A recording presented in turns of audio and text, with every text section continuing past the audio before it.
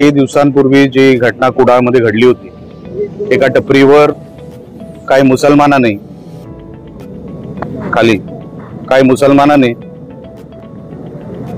पर्यटकांना कपडे काढून मरेपर्यंत मारत होते।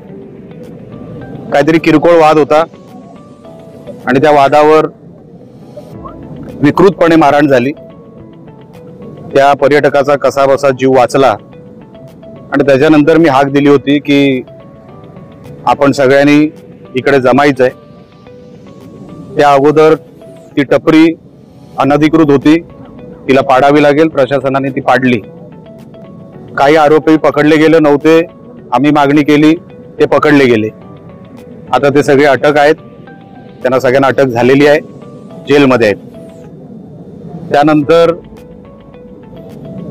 फक्त आंदोलन मर्यादेतच ठेवायचं नव्हतं, काही लोकांना एक मेसेज पण द्यायचा होता हिंदू एकजुटीचा। म्हणून आम्ही ठरवलं की ते महाआरती करायची आणि महाआरतीच्या माध्यमातून सगळे जे आम्ही ह्या दिशेने काम करतो ते सगळे एकत्र येतील आणि त्या उद्देशाने आज आम्ही इकडे ही महाआरती आयोजित केली होती।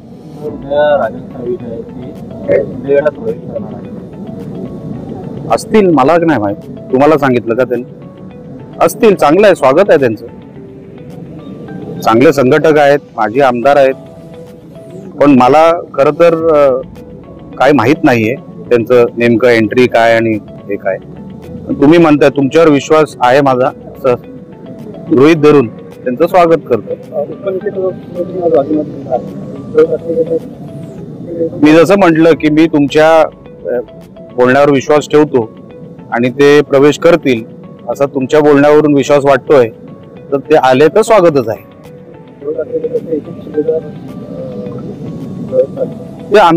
मी मागे पण कुठेतरी म्हटलं होतं की उद्धव ठाकरे यांना आत्मपरीक्षण करण्याची फार गरज आहे।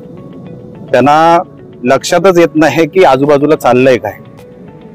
त्यांना जो किल्ला ढासळताना वाटतोय ना, तो त्यांचा किल्ला कधीच नव्हता। तो वेगवेगळ्या उद्देशाने बांधला गेला होता। आपापल्या विटा आता सगळे घेऊन चालले, त्यांच्या विटा त्याच्यामध्ये काही नाही। या विटा काय राहिल्या असतील ते स्वर्गीय बाळासाहेब ठाकरेंमुळे, जे काही इमोशनल होतात काही गोष्टी, फक्त त्यामुळे।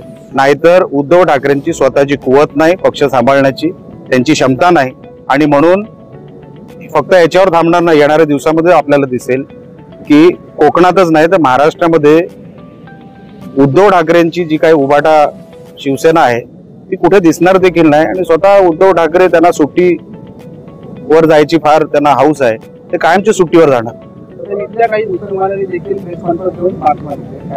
त्यांना माफी तर मागावीच लागेल ना, त्यांनी काय मोठा पराक्रम केलेला नाही।